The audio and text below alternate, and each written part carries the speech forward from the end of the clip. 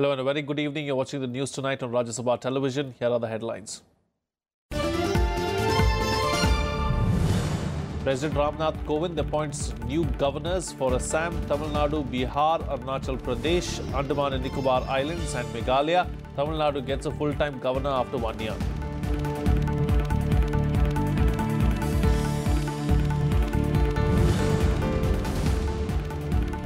Defence Minister Nirmala Sitharaman inaugurates the Pratham Shayok Bridge to link Leh to Karakoram, says that the government is committed to spending time with the Jawans and do whatever is possible for them.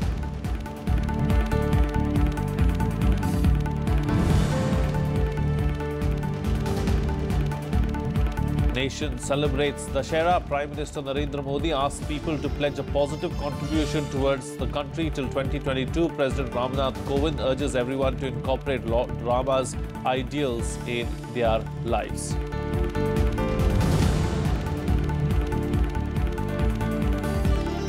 His annual Dussehra address in Nagpur, RSS Chief Mohan Bhagwat cautions against asylum to Rohingyas, stating that cow protection goes beyond religion, calls for protection of the interests of the small and medium industries and the self-employed.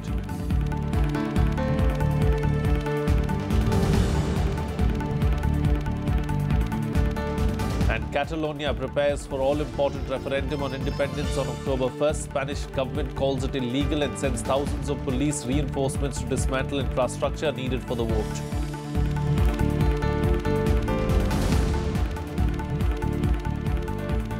Well, President Ramnath Kovind today appointed Balveelar Purohit as governor of Tamil Nadu. Purohit was the governor of Assam till now. He will replace Vidyasagar Rao. The President also appointed governors for Assam, Bihar, Arunachal Pradesh, Andaman and Nicobar Islands and Meghalaya.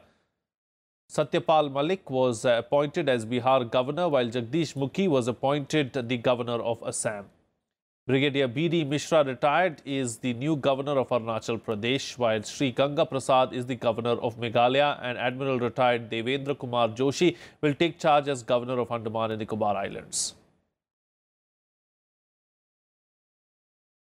Well, it is the first time in a year that Tamil Nadu has got a full-time governor after K. Rosaya retired in August 2016. Maharashtra Governor Vidyasagar Rao had additional charge of Tamil Nadu since Rosaya's retirement. Purohit, a former national vice president of the BJP, has taken over as governor at a time when the state is going through a political crisis due to infighting in the ruling AIADMK. See, when there was a full-time need for a full-time governor in Tamil Nadu earlier, there was no full-time governor. When the matter was taken to the court, a full-time governor is appointed. So now we have to wait only for the verdict of the court, and the governor has nothing to do now, presently. But whatever it is, whatever the case is, the governor is going to act according to the wishes of the BJP only. So we don't think there will be much change in the attitude of the governor. Well, Defence Minister Nirmala Sitharaman on Saturday inaugurated the Pratham Shayok Bridge that will link Leh to Karakoram. The bridge will provide connectivity on the strategically important Darbuk Shayok Daulat Beg Old Day access for military transport. Addressing officers and personnel of the Border Roads Organisation, the Defence Minister said that the construction of bridges and roads at such high altitude terrain was nothing short of a miracle. The state-of-the-art bridge is a major development on the Shayok Gong River, and it will enhance travel of locals as well as the army in this strategic region. It will also increase travel and communication for strategic transport. Well, Home Minister Rajnath Singh on Saturday said that the deadlock in Doklam was resolved through positive dialogue between India and China. Singh, who is on a 4-day visit to Uttarakhand, visited the Indo-Tibetan Border Police's Rimkim post near the Sino-Indian border. He also inaugurated the Civic Action Program and blood donation camp at Jyotirmat.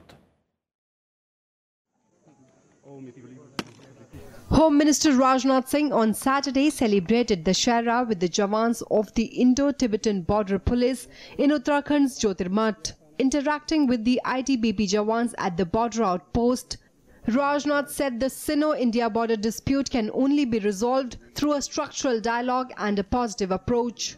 He also assured that the government is trying to give the best facilities to the Jawans. ये आपने देखा कि डोकलाम में भी एक deadlock हुआ था, लेकिन परस्पर बातचीत के आधार पर उसको जो है सुलझाने में हम लोगों ने कामयाबी हासिल की, क्योंकि चाइना का भी एक पॉजिटिव अप्रोच रहा है और हम लोगों का भी पॉजिटिव अप्रोच रहा है। तो बॉर्डर यहाँ पर भी परसेप्शनल डिफरेंस भी है। यदि कभी कोई ऐसे हालात पैदा होंगे तो मैं समझता हूँ कि म्यूचुअल डायलॉग से उसे सुलझाया जा सकता है। The Home Minister also praised the ITBP personnel, saying that after interacting with them, he is sure that no power in the world can stop them from protecting India's borders. Singh visited the ITBP's Rimjim post near the Sino-India border. क्योंकि सीमा पर रहने वाले जो भी भारत के नागरिक हैं, उनके साथ एक मित्रवत रिश्ता बनाकर रखें और साथ साथ बॉर्डर एरिया यानी सीमा का क्षेत्र जो है उसका भी कि विकास की भी वह चिंता करें। वैसे बॉर्डर एरिया डेवलपमेंट प्रोग्राम के तहत भारत सरकार भी इन क्षेत्रों का विकास करना चाहती है और सीमा पर रहने वाले हम भारत के नागरिकों को हम सामान्य नागरिक नहीं मानते, बल्कि भारत का एक स्ट्रेटेजिक एसेट मानते हैं, रणनीतिक एसेट है हमारे। उनका वहां रहना सीमाओं की सुरक्षा के लिए भी अत्यावश्यक है। Home Minister Rajnath Singh is on a 4-day visit to Uttarakhand. It is the first ever visit by any senior minister to the China border after the recent resolution of the standoff in the Doklam area of the Sept sector. Bureau Report, Rajya Sabha Television. Moving on, now the death toll in the stampede on the footover bridge linking two railway stations in Mumbai has reached 23, with a critically injured person succumbing on Saturday. Railways Minister Piyush Goyal reached Mumbai on Saturday morning and announced a high-level inquiry. He also announced a compensation of 5 lakh rupees to the kin of each of the deceased, 1 lakh rupees for the grievously injured and 50,000 rupees for those with minor injuries. The Maharashtra government also announced a compensation of 5 lakh rupees to the families of those killed. Well, the tragedy happened at around 10:40 a.m. on Friday when the FOB was heavily crowded. Images of people trapped on the stairs and the narrow decades-old bridge evoked strong reactions all around.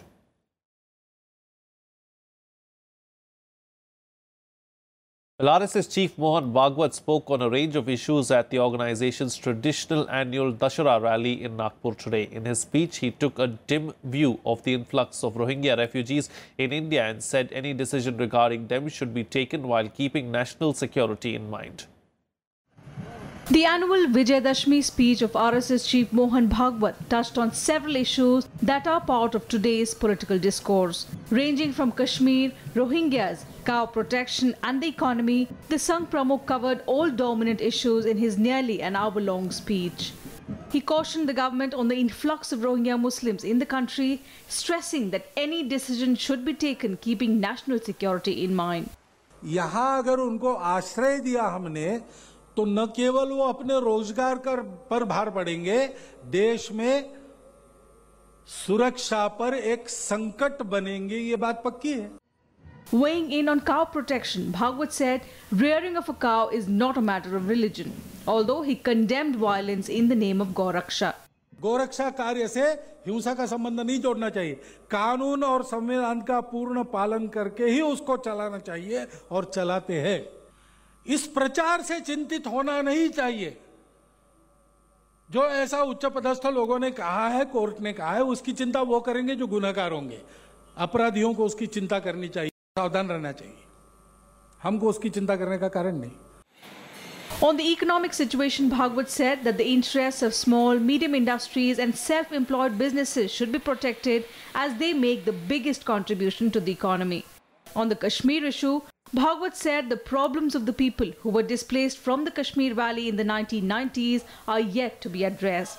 He also took potshots at the governments of Kerala and West Bengal, saying their politicized administrative systems have let anti-national forces stimulate unrest and separatism in the country.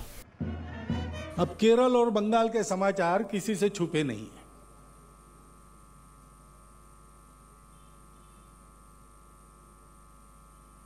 जिहादी ताकतें, राष्ट्र विरोधी ताकतें वहां अपने खेल खेल रही है।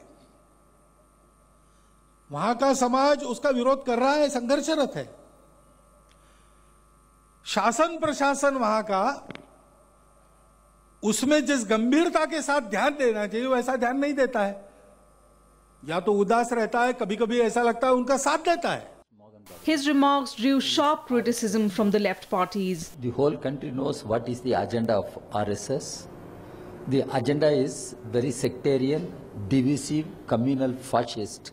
And Mr. Mohan Bhagwat is targeting non-BJP governments, particularly the left front government in Kerala, LDF government in Kerala, and a non-BJP government in West Bengal. And they are targeting the government in Tripura also. They are attacking the Tripura Chief Minister also. The RSS annual event in Nagpur was attended by BJP veteran L.K. Advani and Union Minister Nitin Gadkari. Bureau Report, Rajya Sabha TV. Well, Prime Minister Narendra Modi, President Ramnath Kovind, Vice President M. Venkaiah Naidu and former Prime Minister Manmohan Singh today took part in the Dussehra celebrations at Red Fort grounds in New Delhi. The Prime Minister also said that these festivals are a medium of education and they teach us unity. Though it has been thousands of years, but the tales of Lords Rama and Krishna enhance consciousness in our society. President Kovind said that Vijayadashmi showcases the victory of morals and civil conduct. The President added that everyone should try to incorporate Lord Rama's ideals in their lives. We leave you with visuals of the event as we head into a short break. आज दशहरा के शुभ अवसर पर मैं सभी देशवासियों को अपनी हार्दिक शुभकामनाएं और बधाई देता हूं। राम जी की सेना चली, श्री राम जी की सेना चली, राम जी की सेना चली। हर हर महादेव, हर हर महादेव, हर हर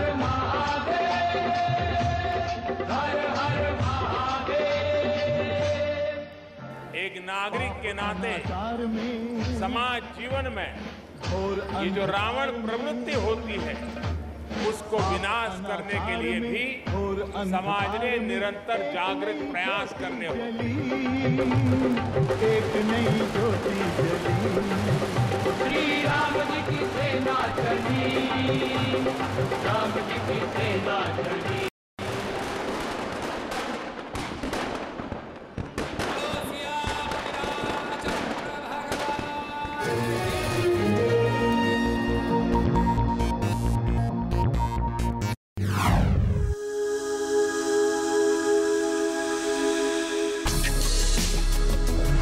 Tales that inspire. Stories of social change. A salute to diversity. Promoting public discourse. Events that motivate. Inspiring the innovative spirit. Watch Rajya Sabha television documentaries.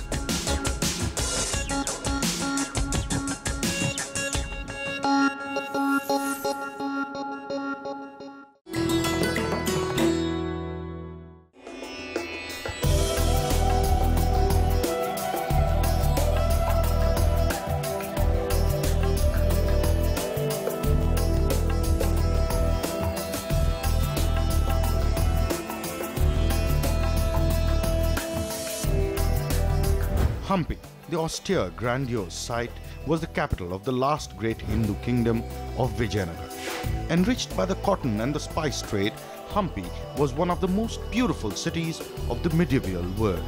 Its palaces and Dravidian temples were admired by Arab, Portuguese and Italian travelers. Built between 1336 to 1570 AD, the city was pillaged over a period of 6 months before being abandoned and is now one of the most striking ruins of the world.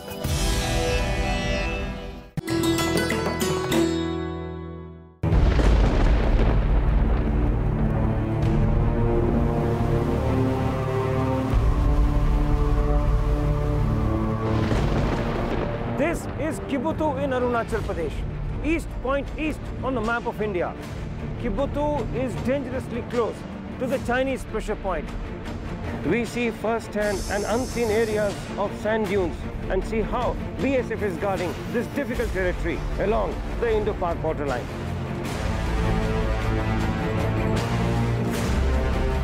We are now slowly entering into the interior-most parts of the Circuit area. Indo-Tibetan Border Police Force justifies each word of this saying. Watch super exclusive episodes of National Security Series only on Rajya Sabha television.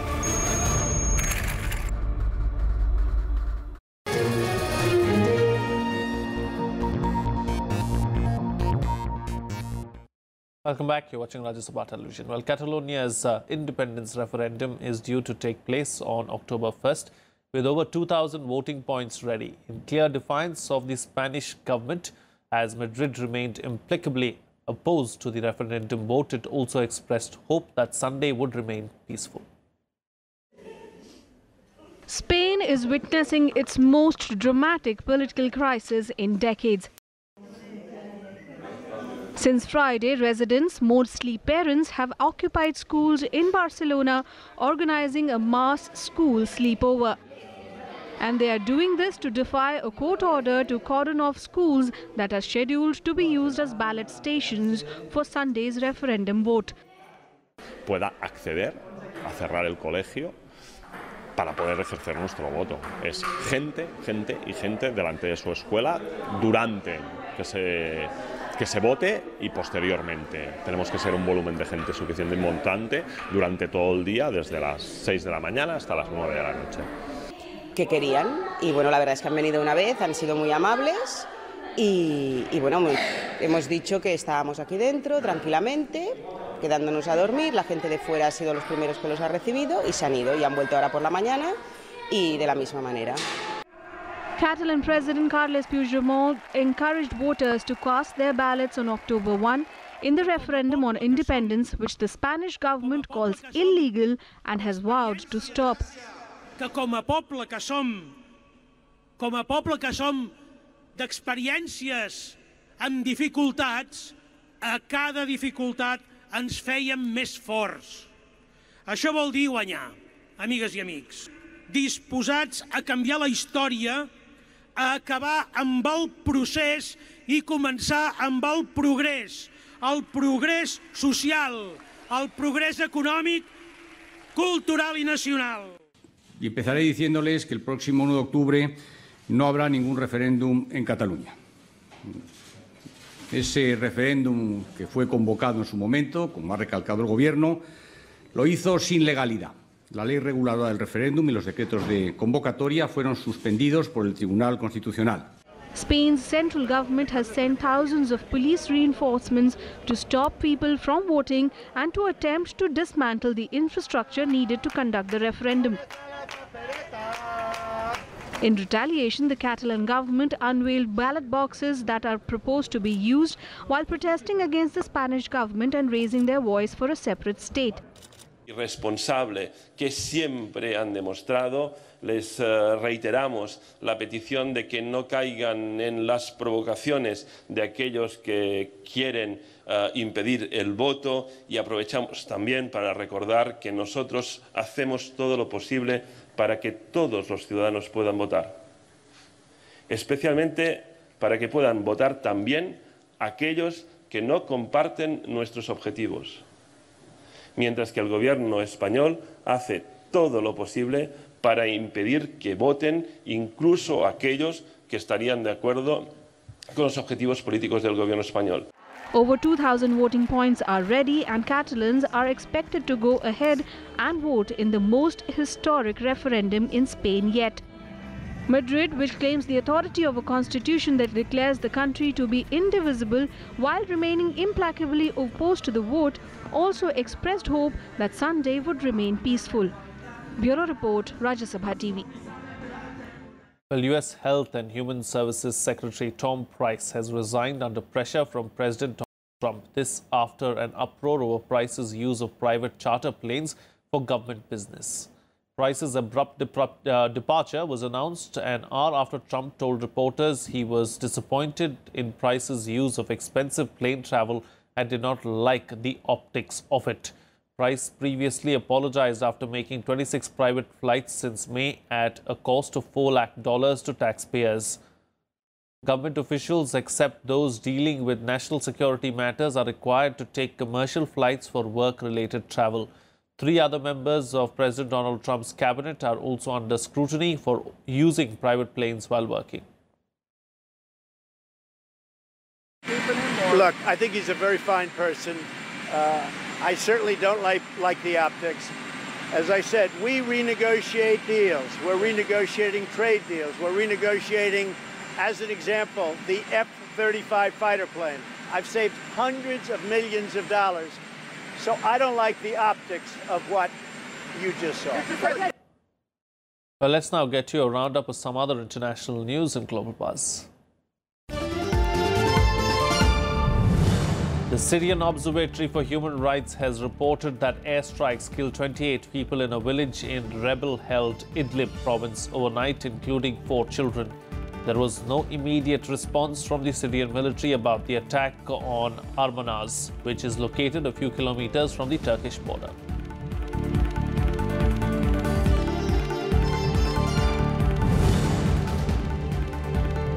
A vast majority of people in Puerto Rico are still without power and are running low on supplies more than a week since Hurricane Maria devastated the island. The local authorities said no one has come to check if all basic survival needs are being met. As per reports, Maria is the worst hurricane to hit Puerto Rico in about 90 years.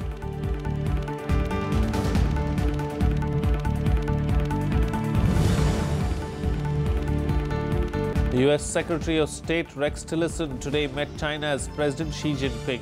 The meeting comes amid efforts by the United States to tighten an economic squeeze aimed at persuading North Korea to retreat from its nuclear programs. Earlier, he met Chinese Foreign Minister Wang Yi to prepare for U.S. President Donald Trump's upcoming visit to China in early November.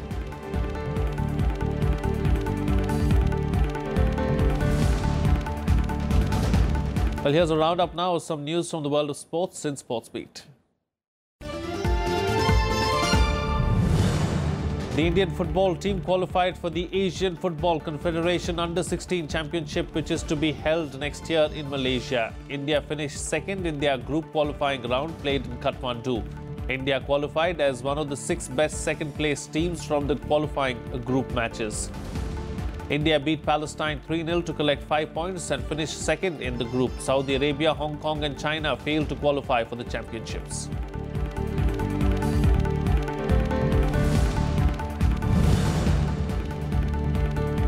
Five-time champion Vishwanathan Anand, Vidit Santosh Gujarati and Swapnil S. Dhopade won the 6th round of the Isle of Man International Chess Tournament.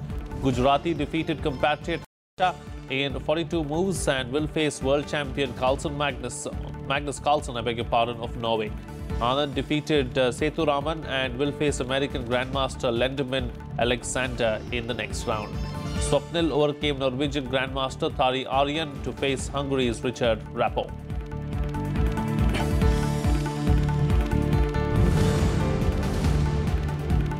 Well, the Indian A women's hockey team was defeated by New South Wales 0-7 in a one-sided contest at the 2017 Women's Australia Hockey League in Perth.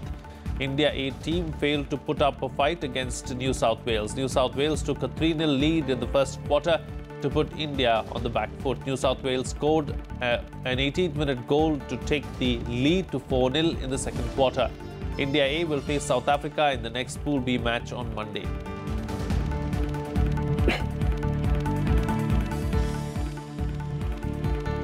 Well, that's it on this newscast. Do stay tuned for World Panorama on the other side of this short break.